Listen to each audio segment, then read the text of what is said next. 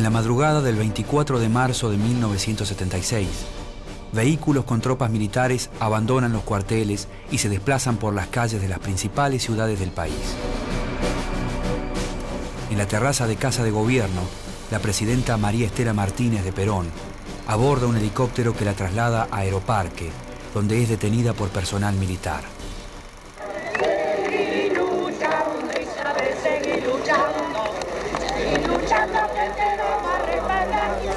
Al mismo tiempo, un breve comunicado emitido por cadena nacional anuncia el fin de la democracia. Comunicado número 1 de la Junta Militar. Se comunica a la población que a partir de la fecha el país se encuentra bajo el control operacional de la Junta Militar. Durante la noche, grupos de tareas allanan viviendas e instituciones y secuestran a decenas de dirigentes gremiales y políticos militantes de organizaciones de izquierda.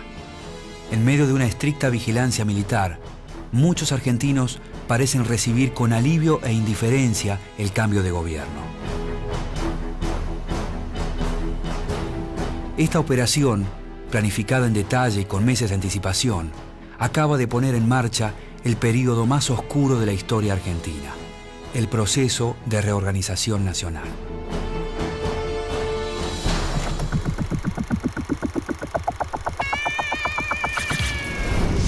Las Fuerzas Armadas produjeron la única respuesta posible. No hay enemigo pequeño ni fuerza desdeñable, porque ya no hay pueblos aislados. A mediados de 1975, el gobierno de María Estela Martínez de Perón se debate entre la crisis institucional, el caos económico y la violencia política. Estos factores, sumados a un insistente rumor de golpe de Estado, dejan a la mandataria en una situación de extrema debilidad. Detrás de la frágil figura de Isabel se encuentra el ministro de Bienestar Social, José López Rega, quien es signado como el verdadero responsable de las decisiones presidenciales. Nosotros nos hemos juramentado en el ministerio a trabajar para el país, a trabajar todo lo que se pueda con honestidad. Si algún error cometemos, lo cometemos porque vamos a hacer algo.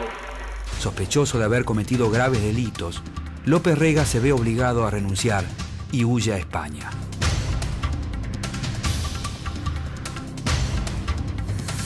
Sola y sin respaldo político, la presidenta busca apoyo en las Fuerzas Armadas. Bajo la influencia del almirante Emilio Macera, el 27 de agosto de 1975, designa al general Jorge Rafael Videla como comandante en jefe del ejército. Guarnición Militar Córdoba, subordinación y valor. Un mes después, agobiada por la crisis, Isabel pide licencia y se retira a descansar a la localidad cordobesa de Ascochinga, acompañada de las esposas de los jefes militares. El acercamiento de las Fuerzas Armadas al poder se hace cada día más evidente. Pero que me voy a descansar simplemente, que el gobierno queda en manos buenas. Desde febrero de 1975, por orden del Poder Ejecutivo Nacional, el ejército participa en las tareas de represión contra la guerrilla rural en Tucumán, durante el llamado Operativo Independencia. Meses después, la autorización se extiende a todo el país por medio de un decreto que ordena aniquilar a la guerrilla. El 16 de octubre, Isabel regresa a la presidencia. Desde algunos sectores políticos se realizan esfuerzos para adelantar las elecciones presidenciales en un intento desesperado por salvar a una democracia que agoniza. Ante versiones políticamente interesadas, que continuaré en el ejercicio del mandato que me ha conferido el pueblo de la nación. El 18 de diciembre, un grupo de la Fuerza Aérea liderado por el brigadier Orlando Capellini se subleva e intenta dar un golpe de Estado, pero la rebelión es sofocada.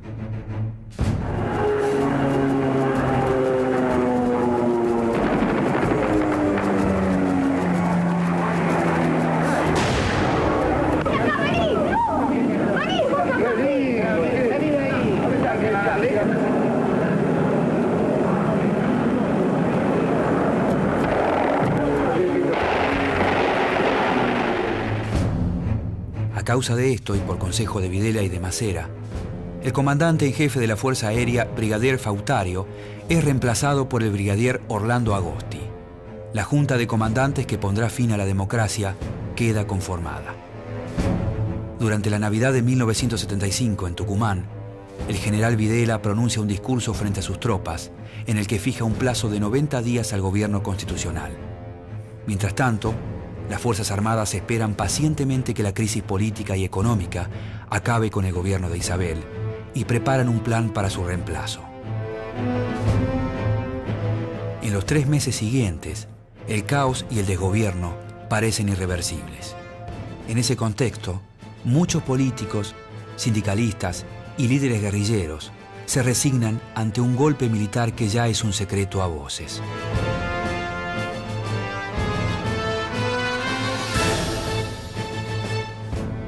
El 24 de marzo de 1976, el ultimátum al gobierno de Isabel, pronunciado por el general Videla 3 meses atrás, se cumple y las Fuerzas Armadas terminan con el período democrático iniciado en 1973.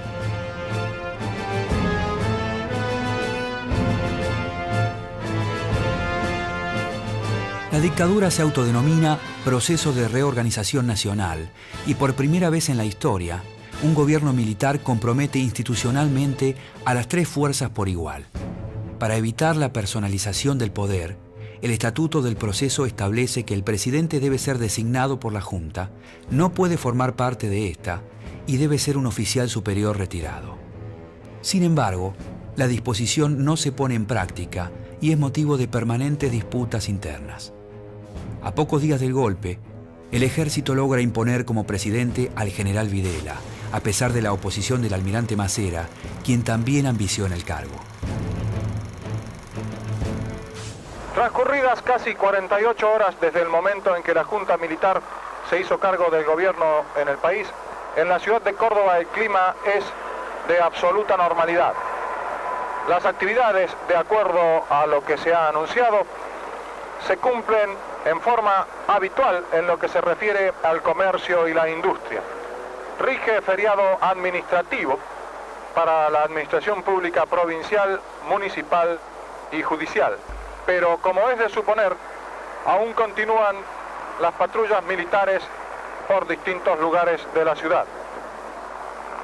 Desde el primer momento, los vehículos de las Fuerzas Armadas se identifican en su parabrisas con un triángulo color blanco que es bien visible. El proceso militariza casi todos los niveles de gestión del Estado y distribuye los cargos públicos entre oficiales de las 3 armas. Con esta medida, la Junta busca llevar adelante una administración directa y controlada, pero su principal efecto es trasladar la interna de los altos mandos a todos los ámbitos del gobierno. La nueva dictadura se propone disciplinar a toda la sociedad argentina y eliminar cualquier tipo de oposición al proyecto político del régimen. El plan de gobierno tiene como objetivo poner en marcha una profunda transformación de las estructuras sociales, políticas y económicas del país bajo una particular concepción de lo que ellos entienden deben ser los valores occidentales, nacionales y cristianos. Como si la voluntad de Dios quisiera demostrar sobre estas tierras de cuánto es capaz el ejército argentino cuando lucha por la libertad, la paz y la justicia para su pueblo. Para ello se disuelve el Congreso Nacional, se intervienen los sindicatos, las universidades y los medios de comunicación y se prohíbe toda actividad política. La Junta también pone bajo su control a la justicia, reemplaza a la Corte Suprema y designa a los jueces ordinarios quienes juran por el Estatuto del Proceso.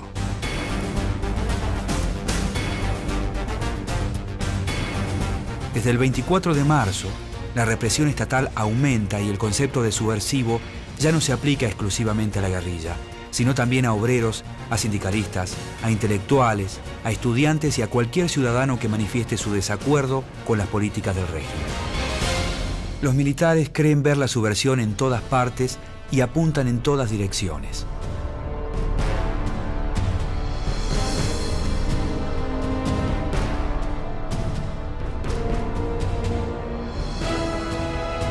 La La metodología represiva ensayada en Tucumán durante el operativo Independencia se extiende ahora a todo el país.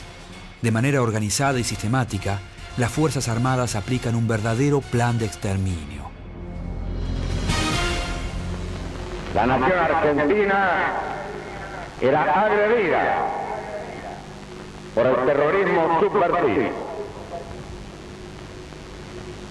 Frente a ello, un gobierno ineficiente cuando no complaciente. Fue entonces que las Fuerzas Armadas de la Nación, conscientes de su responsabilidad, asumieron el poder político de la nación. A partir de aquel momento fue menester continuar la lucha contra la subversión, con una concepción global de la misma y hasta su total aniquilamiento. Miles de personas son secuestradas y luego trasladadas a alguno de los más de 300 centros clandestinos de detención y tortura. El destino de la mayoría de los presos es la muerte y la desaparición forzada. Además del consenso logrado en gran parte de la población, el proyecto de las Fuerzas Armadas cuenta con el apoyo de varios sectores de la sociedad argentina, como los grandes grupos económicos, la Iglesia y el campo. Al excelentísimo señor Presidente de la Nación y a las altas autoridades cuyas presencias honran y prestigian este evento, damos la seguridad de que en el campo se valora vuestro esfuerzo en toda su dimensión. Los productores tenemos la obligación de trabajar hoy con mayor ahínco aún para apoyar la reorganización nacional y dejar a las generaciones venideras un país potente y en marcha. ¿Podría reflejarnos, cardenal Primatesta, la repercusión de la presencia del presidente argentino, el teniente general Videla, en las ceremonias del Vaticano? Bueno, hay en dos palabras, hay una repercusión bochinchera o de alaraca, en la cual fueron víctimas los periódicos, y hay otra repercusión más profunda, lo que significa la presencia de una primera autoridad de una nación en el comienzo del pontificado del Papa. Hay una afirmación de fe, una afirmación de tradición cristiana y una afirmación también de coordinación con la labor que realizó el pontificado.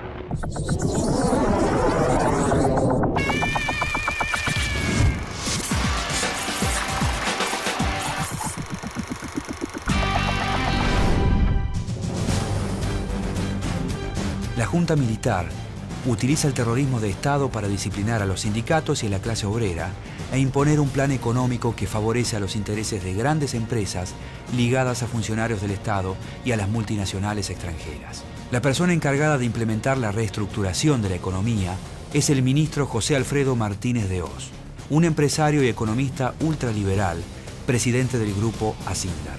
Sus objetivos son acabar con años de intervencionismo estatal, detener la inflación y estimular la inversión extranjera. Se abre, señores, un nuevo capítulo en la historia económica argentina.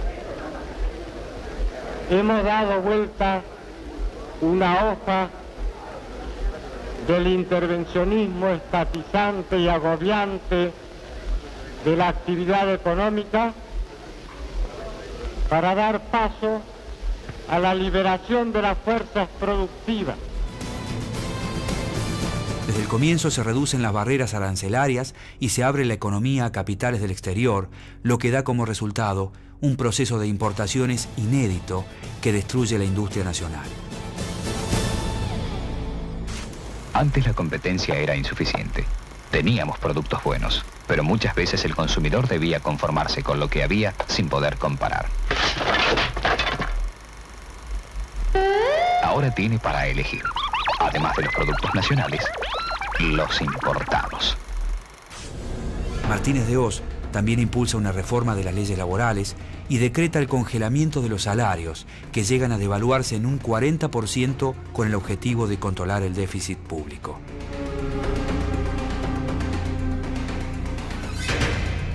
El nuevo plan económico se centra en la reducción del gasto estatal.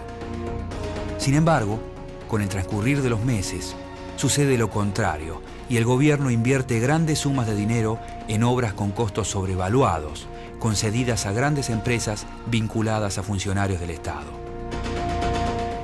Y arriba en estos momentos a la usina atómica de Embalse Río Tercero, el presidente de la República, teniente general Jorge Rafael Videla. El presidente Videla ingresa ahora a la obra básica de la usina atómica, es decir, el reactor. Los operarios se han dispuesto a lo largo de este corredor, saludando con sus aplausos la presencia del presidente de la República. Conversamos aquí en Embalse con el titular de la Comisión Nacional de Energía Atómica, contraalmirante Carlos Castro Madero. ¿Cuánto cuesta, señor contraalmirante? La renegociación podemos decir que arrojó un saldo final de estimativo, porque usted sabe cómo van creciendo los precios, pero estimativo será alrededor de 450 millones de dólares. Desde la puesta en marcha del plan represivo, el ámbito educativo es considerado particularmente peligroso por los militares, y en especial el de la universidad. Quisiera retrotraernos a ese momento inicial y a la circunstancia muy precisa en que se encontraron esta, como todas las universidades nacionales, en una situación efectiva y real, que yo llamaría de caos institucional, de penetración ideológica y subversiva, pero un aspecto mucho más profundo de lo que puede hacer la sola explicitación de la subversión del activismo. En la subversión que había calado profundamente en las mentalidades, que había calado profundamente en la conformación de la inteligencia de la juventud argentina. Una juventud argentina que, sin ser marxista, progresivamente se está acostumbrando a pensar en marxista. Cientos de estudiantes y profesores desaparecen y otros miles deben exiliarse en el extranjero. Muchos familiares de personas secuestradas recorren juzgados, comisarías y reparticiones gubernamentales, intentando recabar información sobre el paradero de sus seres queridos. Al cabo de un tiempo, muchos de ellos empiezan a formar grupos y a organizarse para realizar sus reclamos. El jueves 30 de abril de 1977, un grupo de madres de detenidos desaparecidos que concurrían periódicamente al Ministerio del Interior comienzan a reunirse en Plaza de Mayo. Ante la amenaza de la policía de detenerlas por realizar una reunión pública, deciden caminar alrededor de la plaza. De esta manera, nacen las rondas de las madres de Plaza de Mayo. Nosotros solamente queremos saber dónde están nuestros hijos, vivos o muertos. No sabemos si están enfermos, si tienen frío, si tienen hambre. Porque el gobierno diga, no es que dice mentira, miente. Hace 2 años que estamos... Mi nieta estaba embarazada de 5 meses cuando se la llevaron. Mi nieto tiene que haber nacido en agosto del año pasado. Hasta ahora no he podido saber nada de él. ¿Cuántos son ustedes? Miles de mujeres. Al mismo tiempo, otras organizaciones civiles, como el Servicio de Paz y Justicia, la Asamblea Permanente por los Derechos Humanos y la Liga Argentina por los Derechos del Hombre, realizan una intensa labor de apoyo a los familiares y denuncian la violencia estatal a través de solicitadas y de presentaciones de habeas corpus. Todas estas entidades conforman el movimiento por los derechos humanos y se transforman en la principal voz de oposición a la dictadura. Desde 1977, las denuncias por violaciones a los derechos humanos comienzan a entorpecer seriamente las relaciones del gobierno con algunos países y con organismos internacionales. El presidente de los Estados Unidos, James Carter, exige públicamente explicaciones al general Videla por la desaparición de personas. A este reclamo se suman también varios países europeos y las Naciones Unidas. En ese contexto, el gobierno militar encara su maniobra de propaganda más costosa, el Mundial de Fútbol de 1978. Con este evento deportivo, la dictadura se propone limpiar su imagen en el exterior. La inversión en grandes obras de infraestructura, como la construcción de estadios, de autopistas y de aeropuertos, supera 7 veces los cálculos previstos. Esto ha sido una magnífica fiesta popular, tal vez una de las mejores que ha vivido el país en su historia, pero es muy bueno que todo el pueblo sepa que esto tiene un costo y que sepa cuánto cuesta esta fiesta. Entonces sepamos que acá hemos optado conscientemente por destinar fondos a organizar un mundial de fútbol y que esos fondos faltarán para otras cosas que tal vez pueden ser necesarias también. La realización de la competencia y los triunfos de la selección de fútbol despiertan en los argentinos un sentimiento de cohesión y de alegría. Después de mucho tiempo, la gente se vuelca masivamente a las calles para festejar y el gobierno aprovecha políticamente las manifestaciones a las que intenta presentar como una muestra de apoyo al régimen. En todo este proceso, lo más importante de todo, en mi concepto, es la unión del pueblo argentino. Es decir, si simplemente, por lo menos en mi apreciación personal, desde muchos años de esta parte, cuando algunos salían a la calle, otros se quedaban dentro de la casa, cuando unos estaban contentos, los otros estaban tristes. Creo que es la primera vez personalmente que toda la Argentina está contenta. Ojalá que esto dure por muchos años. Para fines de 1978, el gobierno militar parece vivir su mejor hora. A la exaltación del triunfo deportivo se le suma la ilusión de bienestar económico. Y hemos dicho antes que el esfuerzo nacional es el que realmente produce la recuperación de los países y la inversión extranjera como la financiación externa es la complementación. De manera que un país tiene que empezar a ayudarse por sí mismo si quiere que los demás lo ayuden. Y esto es lo que está sucediendo en Argentina, donde la tasa de ahorro ha alcanzado un nivel récord del 30% con relación al Producto Bruto Interno, y esto es realmente un adelanto muy importante que traduce la confianza del público en general y del ahorrista de todas clases, grandes, pequeños y medianos, en la evolución económica del país. Con el objetivo de establecer un control sobre la demanda de divisas, el ministro Martínez de Hoz implementa un sistema de devaluación programada, conocido popularmente como la tablita. Esta reforma cambiaria provoca una disminución progresiva del precio del dólar. ¡Levanten el techo! ¡Suban el techo! ¿Levantar el techo? Veamos. ¡El techo, por favor!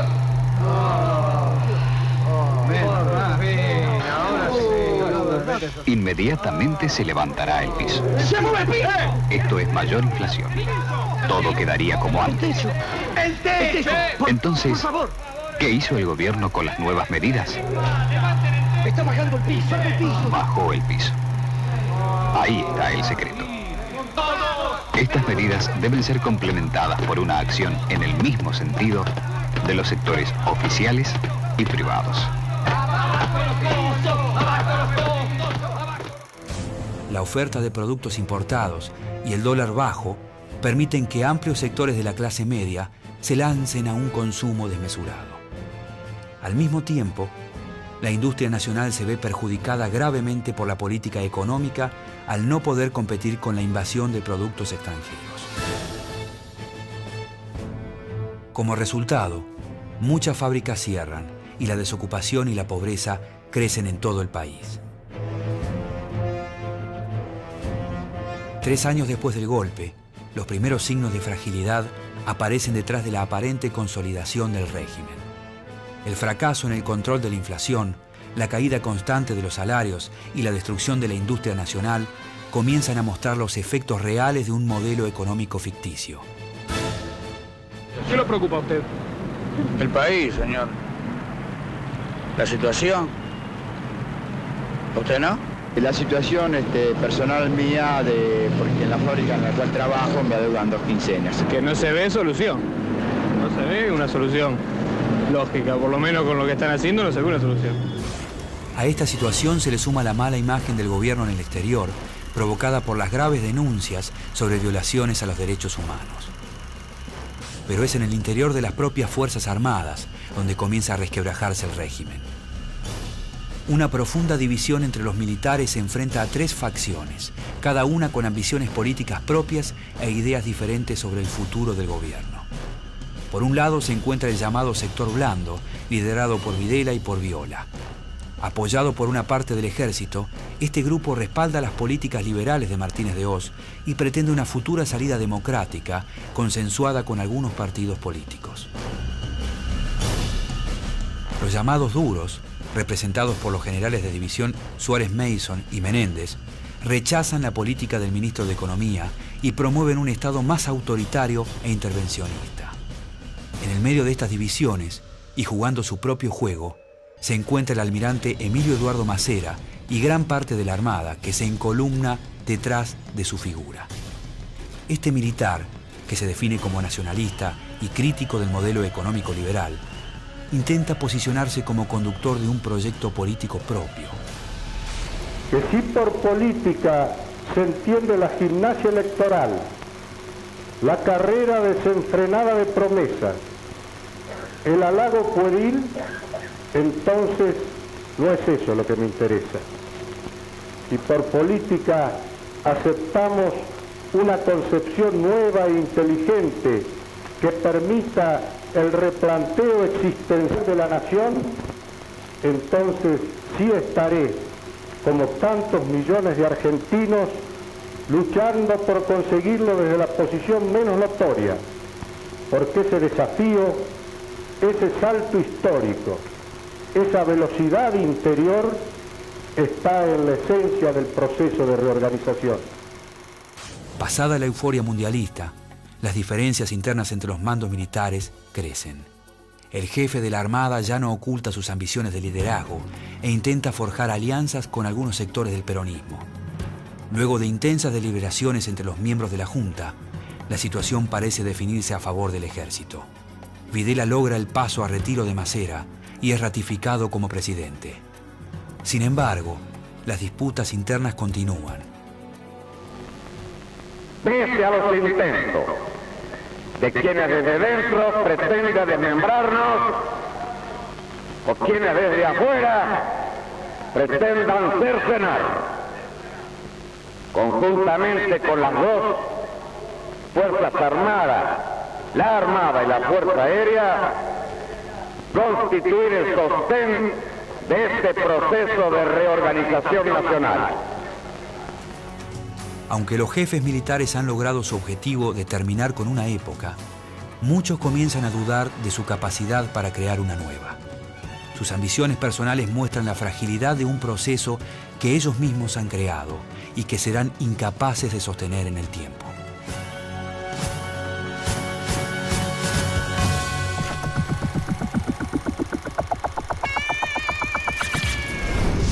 Las Fuerzas Armadas produjeron la única respuesta posible. No hay enemigo pequeño ni fuerza desdeñable, porque ya no hay pueblos aislados.